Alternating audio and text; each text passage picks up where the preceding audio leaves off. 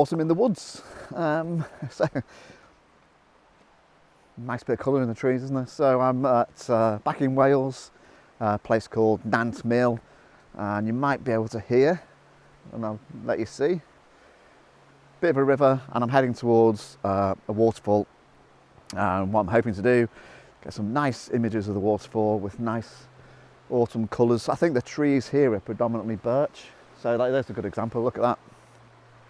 Get that lovely copper birch leaf colour. I've been here before, a year or so ago. I didn't make a film, but there's quite a nice waterfall. Got my wellies on, might be doing a bit standing in the middle of the stream, and we'll see how it goes. Weather's okay, a bit overcast, which is good for waterfalls, so not too bright, but there's a bit of sun coming through, lighting up the trees. So let's go on and see how we're doing. Just looking at these trees here, so if you look behind me, lovely, lovely colours, and hope we get some leaves on the rocks and things like that. It always adds a bit to a waterfall image if you get some leaves in the foreground or swirling round in the water. So let's go and give it a try. It was about a 15-minute walk to the waterfall, which is just round the corner.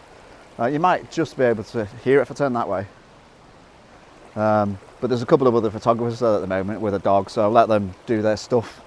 And then when they've moved, I'll go and look at the waterfall. So what I'm doing now is I've come down a little bit, I'm about maybe 50, 100 yards from the waterfall, and I'm just looking for swirls of leaves, or if you look there, there's some swirls of bubbles. I always like those type of images where you get the slow shutter speed and some swirls and a bit of action. Where I'm stood now is not great because there's not enough movement, so if I'm going to show you down, there's lots of leaves and lots of bubbles, but they're not moving. Ideally what you need is kind of like a pool, a swirl, so where you get like an eddy spinning round. I'll go and have a look and see what I can find, and then wait for those people to clear off. I might just go and cough loudly behind them until they get the hint. Couldn't find any swirly leaves, so I've decided to stand in the middle of the river instead. So glad I bought my wellies. I did think before I set off, I thought, should I just wear my boots because I'll be on the bank. Glad I bought my wellies because it gives you opportunity to kind of be in a different angle. Sorry, some dust on the lens. Sorry about that. So people are still here taking their photos and with their dog, but they've just said they'll be moving soon. Sorry, just get my footing right. So I've come, you can obviously see the waterfall in the background, and I've come down here because there's a rock, hopefully you get this, there's a rock that's almost flat and straight. There's then this amazing tree which has fallen down but continues to grow, and then you can see kind of the falls of the rocks are straight, and then the top of the waterfall is straight, and then you've got kind of the line of the waterfall coming down. Hopefully that makes sense. So you've got lines going this way and then a big line coming down that way, kind of causing intersections. So I don't know if it worked, because one of the kind of theories about photography is you shouldn't put barriers across the front of your image. You should be leading the eye, not putting a block. But I've said before, rules are there to be broken. So I've got this rock in the foreground, and I'll show you the composition. I'm waiting for those people to move, but I've set up my composition. So, try not to get my bum wet. So here we go. Kind of rocks in the foreground, and then there's this branch. So got these lines moving across, and then obviously the lines of the waterfall coming down, and the water going either side. So what I'm hoping is, I'm going to underexpose a bit. You get kind of a crisscross. So taking that image, let's see what it looks like.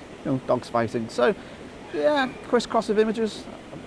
That lady's about to move. Oh, dog's having a, not my dog, their dog's having a fight. So when she moves, I'm going to take the image. Just so you've got the setup, I've got my polarizer on. Mentioned it before. Polarizer takes the glare out of the water.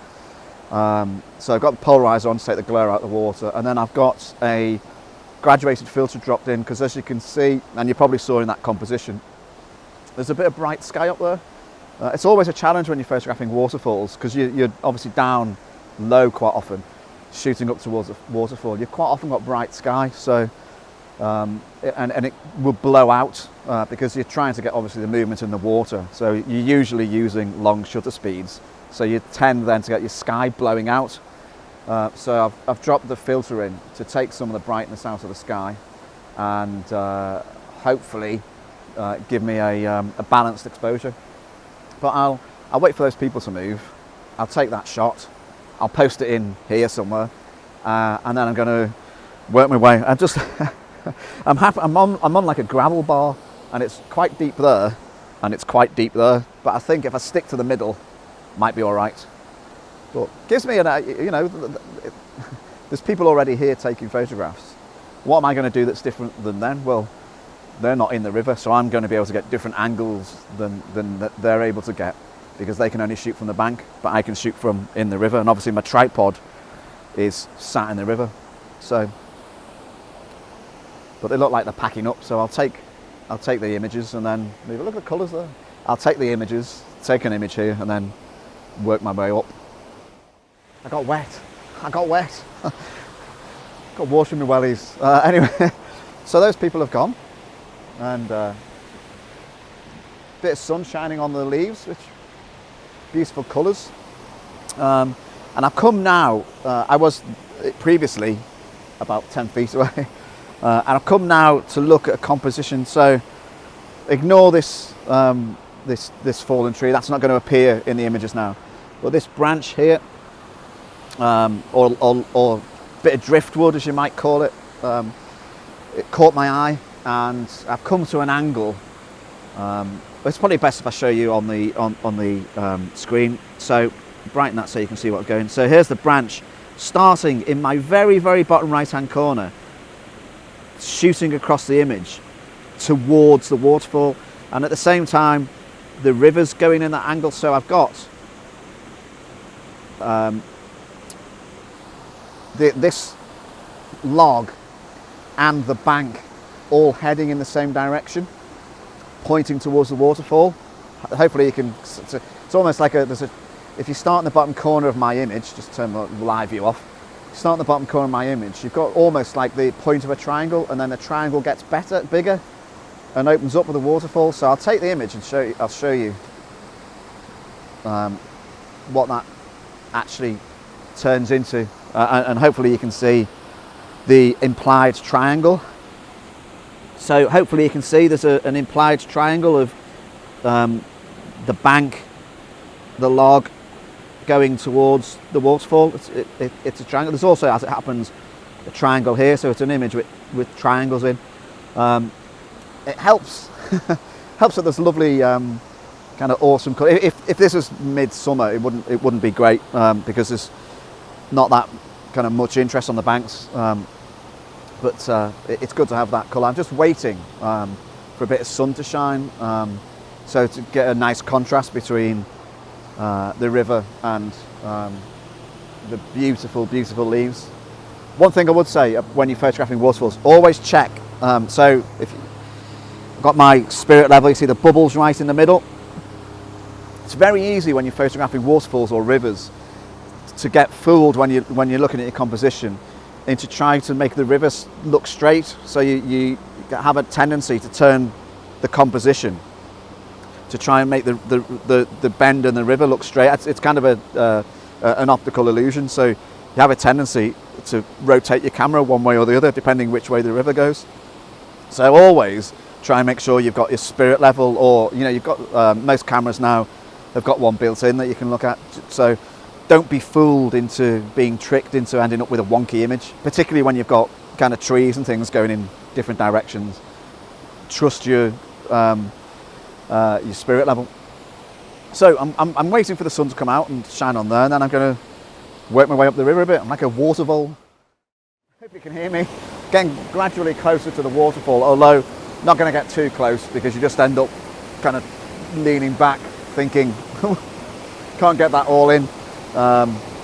plus you get quite a lot of spray. But I've just got a good example of kind of tricky circumstances where you might need to do a little bit of additional work. So I've got a composition with these kind of minor falls and obviously the big fall in the background, but it includes some of this area here, which if you compare with the brightness of the water, it's quite dark. So I took one image, the water's nicely exposed, but the bank there is too dark.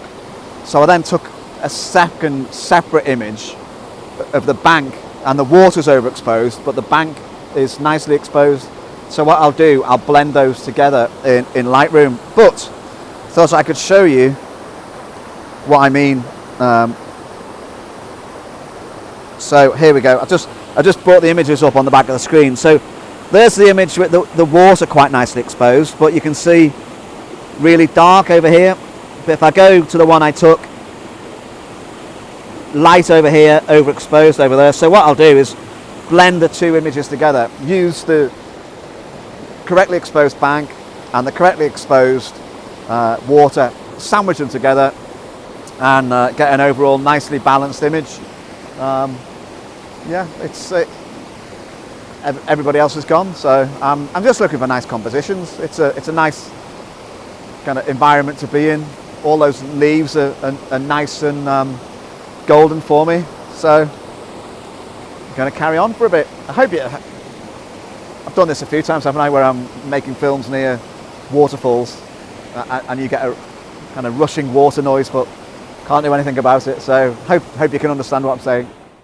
Well, I'm back on dry land, kind of. So I've worked my way up, and kind of I was there a few minutes ago taking some photos, but I've come up here to try and create an image that, pardon the pun, flows from left to right. The reason being, I say people who read left to right naturally like images that have a flow from left to right. Obviously different in some cultures where they read right to left. But I'll show you what I've created, and it's obviously kind of waterfalls up in the top left corner, and the flow is left to right. It's nice that we've got these kind of autumn colours. Probably spring and summer this wouldn't be any good because they'd just be grey, green. But there's a nice, in fact I'll show you one of the, I don't think I've mentioned this before. It's a little bit of, just get back onto the live view. So most cameras have this, most DSLRs have this facility, I think probably all of them, and some other cameras, so it's worth kind of getting your instruction manual out. But see this little button here? If you press that, up comes a menu that allows you to alter. So you might not be able to read that. So that is standard colour settings. Then you've got portrait, and I happen to have it set on landscape. And what you can do is alter the sharpness, the contrast, the saturation. So you can boost the saturation in camera. Now I don't use it very often. Alter the colour tone a little bit. Don't use it very often because I'd rather get it how I see it in the camera and then do any of those alterations in Lightroom. But it can just be handy in circumstances like this, just to give yourself a bit of an opportunity to experiment and see if I pop the saturation a little bit, will it alter? Will it make a better image? The other thing is you can do monochrome, so it'll show you what monochrome looks like. So I'm not doing monochrome here, but it's a useful kind of way of pre-visualizing. I'm going to wrong button. Going to reset my settings because I altered them just to kind of show you what it's like. But always bear in mind, if you mess around with it, you want to reset it because the next image you have might have a completely different colour tone or saturation, so you don't want to leave it setting and then get home and think, why does that look like an HDR image? So just a tip, worth getting your instruction manual out and having a look. Right, I'm going to try and make it over to the other side of the river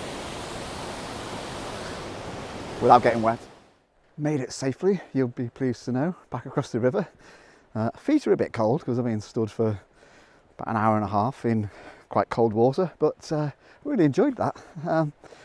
It's nice to kind of work my way up the river rather than, because normally if you've not got wellies you're a bit stuck to one bank or the other, but having wellies on meant I could kind of bob back and forward. So yeah, enjoyed it. It was good fun, and hopefully some of the images turn out nicely. So I hope you enjoyed that. I mentioned in my last film that I'm going to try and offer some limited edition prints, so I'm going to try it, give it an experiment.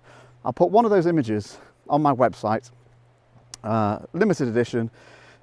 It'll only be on my website until the next video goes up, and then it's gone, and it'll never be sold again.